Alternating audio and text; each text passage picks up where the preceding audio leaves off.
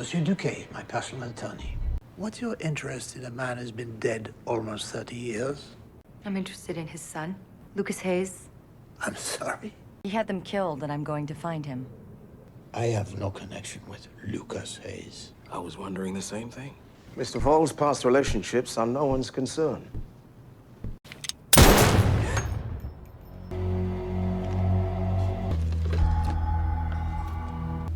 I need to know everything. Who hired you? Why the interest in Lucas Hayes? Another way, if you'd like.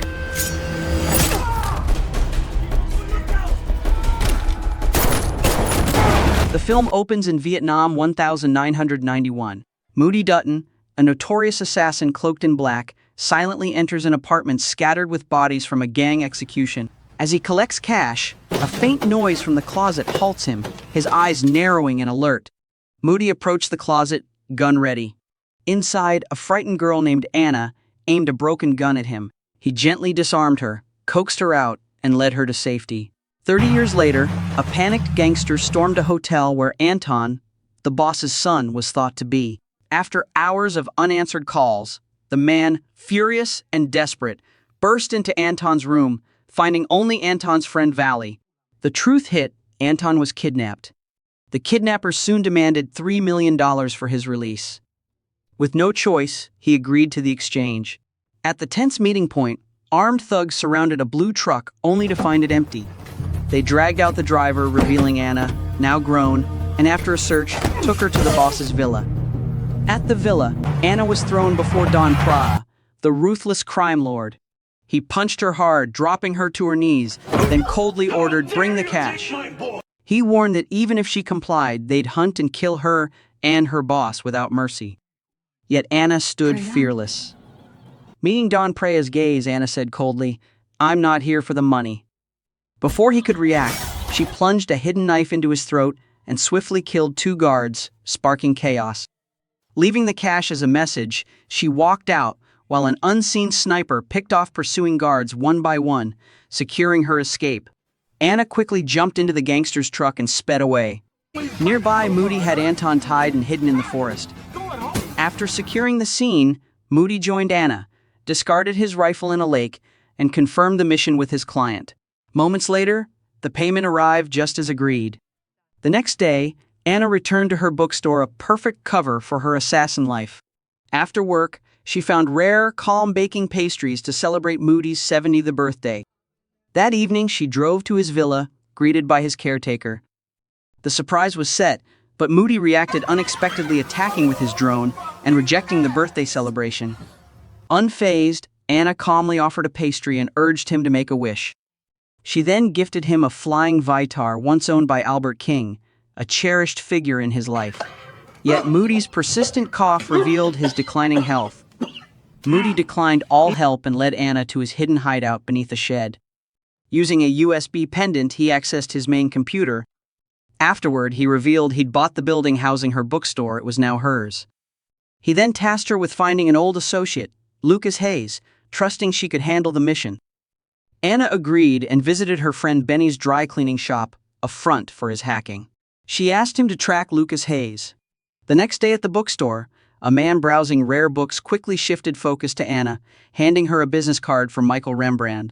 The next day, Benny told Anna Lucas Hayes was last seen as a child and gave her a drive with his details. When Anna called Moody, she found the caretaker dead. Gun drawn, she searched the house and discovered Moody's shattered guitar and then his body in the bathtub, a gunshot wound to the face. Still in shock, Anna activated Moody's drone, which carried his necklace and USB drive. She called Benny to warn him, but arrived too late, finding him burned to death inside the dry cleaning shop's steamer. Anna grabbed her supplies at the bookstore when armed men stormed in. She dodged their fire, hiding behind a table.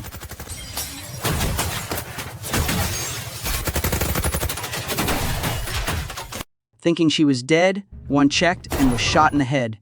The last man fled in a truck, but Anna blocked him and swiftly ended the threat. After the mission, Anna fled before the police arrived and hid in an internet cafe. The next day, she learned Lucas Hayes' father, Edward, headed a chemical weapons company and had been assassinated. Reviewing Moody's drive, Anna discovered Moody was the killer in Vietnam. Determined to uncover the truth, Anna traveled to Vietnam. While researching at a rural internet cafe, a motorcycle gang sped past, and a rider in black caused one of them to crash. The gang pursued the rider, soon realizing it was Anna. Billy, their leader, recognized her and was surprised when she mentioned her bike and Joso Hall, Edward's company head. Hearing of Moody's death, Billy suspected a link between Joso and Anna, but trusted her when she said she only wanted to meet Joso. He arranged for a gang member, now a security guard at Joso's firm, to help her get in. Anna discovered Joso always traveled with security and loved cigars. She prepared a box of his favorite cigars as a gift. That night, Billy Boy's gang ambushed Joso's convoy, guns drawn on everyone. Amid the chaos, Anna calmly entered Joso's car. "Getting to you is easier than I thought," she said coldly, demanding the truth about Edward's role. Warning him, if not, "I'll be the last thing you see," she left her business card before departing.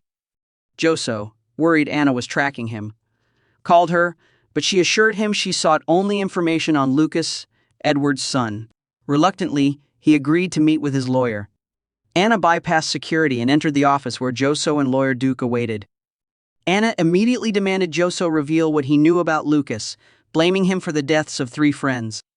Nervous, Joso dodged her questions until Duke suddenly shot him in the head, seized her cigar gift, and demanded her secrets. In a flash, Anna drew a hidden blade from the cigar, slashed Duke's face, and escaped through the ventilation shafts. Men burst in, firing to intimidate Anna, but she dodged quickly. She triggered the sprinklers to mask her movements, dropped from the ceiling, and aimed at Duke, forcing his men to surrender. Seizing the moment, she escaped, electrocuting several pursuers with a power cable. Despite continued gunfire, Anna calmly took down 2 more attackers and used a water hose to reach the ground floor and flee. As Anna fled outside, a car hit her, knocking her down. Duke's men captured and tortured her for hours, but she stayed silent. Eventually, they locked her away and brought in Rembrandt, who offered bone broth to ease her pain and revealed they worked for another party not involved in Moody's death. With no choice, Duke offered Anna help in exchange for her cooperation. He reluctantly accepted Rembrandt's involvement, since he'd killed Joso without the boss's consent. Still defiant, Duke plotted to kill Anna while Rembrandt was present, hoping the boss would blame and oust Rembrandt instead. Duke sent 3 henchmen to fake Anna's suicide by strangling her, but she quickly fought back, knocking out 2 with a food tray and taking down the last. After escaping, she went into hiding. Later, Rembrandt arrived, impressed by her skills. Rembrandt warned Duke that Anna wouldn't back down and would come after him, but Duke smiled coldly, welcoming the challenge. Meanwhile, Billy Boy urged Anna to escape and survive instead of chasing revenge, but her anger was too fierce. Flashbacks of Moody risking everything to help her escape, even taking down soldiers to protect her, fueled her resolve. Tears in her eyes, Anna recalled all Moody had done for her. Moved by her resolve, Billy helped her by boat to a Catholic hospital deep in the Vietnamese forest, the last known place Lucas Hayes had been. Disguised as a health ministry worker, Anna obtained Edward's records from the nuns and asked Billy to trace the file number. The shocking discovery: Lucas Hayes had never left the hospital. Anna returned to the hospital and discovered Lucas had been renamed Christian. The nuns led her to a room where the now deaf and blind Lucas was cared for. Soon after, Rembrandt called, revealing he knew her location and wanted to meet. After considering, Anna agreed, and they met for dinner. Rembrandt urged Anna to abandon her pursuit, both silently aiming guns beneath the table. Their tense exchange turned flirtatious, but he warned her revenge could be fatal. Unfazed, Anna stayed determined and left. Outside, Duke's men reported in, and the plan to assassinate Rembrandt was set in motion. Duke informed Rembrandt he had located Anna's hotel room, but Rembrandt was soon ambushed by 2 attackers. He quickly dispatched them, only to face a 3rd gunman. Dodging fire, Rembrandt used his skills to defeat all assailants, proving his formidable prowess once again. The guards saw an uninjured Rembrandt and chased him by taxi, but Rembrandt tricked him to Duke's apartment. Inside, Anna ambushed a henchman with a shot through the door, then brutally tortured and killed Duke. Rembrandt arrived hearing gunfire, drew his weapon, and found Duke hanging from the rooftop, tied with bedsheets. Rembrandt got a call from Anna, who revealed she knew his boss and warned him. Suddenly, Rembrandt was shot and fled. Anna entered with a pistol, but Rembrandt attacked, triggering a fierce fight. Anna shot him, drew a knife, and kept chasing him until Rembrandt tore her cheek with his strength.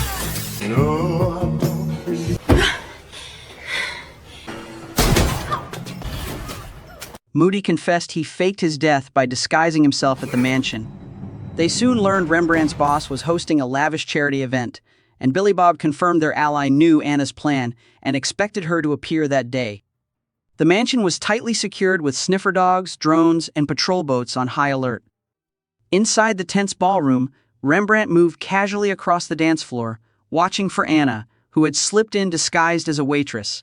When Rembrandt's boss took the stage, Anna silently readied her gun in the shadows. Their eyes met across the crowd. Rembrandt instantly spotted Anna and lunged to disarm her, sparking chaos in the ballroom. The boss was swiftly taken to a secure bunker. Anna's old wound reopened, bleeding as she moved. Following the trail, Rembrandt caught her struggling and shot her shoulder. Though injured, Anna kept running, but Rembrandt chased relentlessly, determined not to let her escape. Hiding in the bunker, the boss was ambushed by Moody, who revealed himself as Edward Hayes, the man who had hired Moody to kill him. Edward had faked his death to protect his son, Lucas. Moody, cold and determined, said he sought no reward, only redemption for killing Edward. He warned that Edward's own choices had led them here, leaving only revenge and ruin ahead. Moody admitted he was no better than Edward, despite the lives he'd taken, but unlike Edward, he never pretended to be good. He declared they both must face their consequences and pulled a bomb to end it all. Meanwhile, Rembrandt found a wounded, bleeding Anna and aimed his gun. Before he could act, Moody's bomb detonated, knocking them back and cloaking the room in smoke, giving Anna the perfect chance to escape. Anna escaped and returned to her hometown, sitting in silence as memories of that terrifying night overwhelmed her. She remembered the gang invading her neighborhood, forcing her to watch her parents' brutal murder on the very street she grew up on. They then dragged her to their hideout, where she saw a thug assembling a gun before leaving her alone in fear and agony. Seizing a brief chance, Anna assembled the gun, driven by a burning need for revenge. With cold precision, she killed everyone who had ruined her life. Nearing her apartment afterward, she found Rembrandt waiting. They faced off in silence, guns drawn. A burst of gunfire broke the stillness. When it ended, only Anna remained, walking away alone, haunted by the past.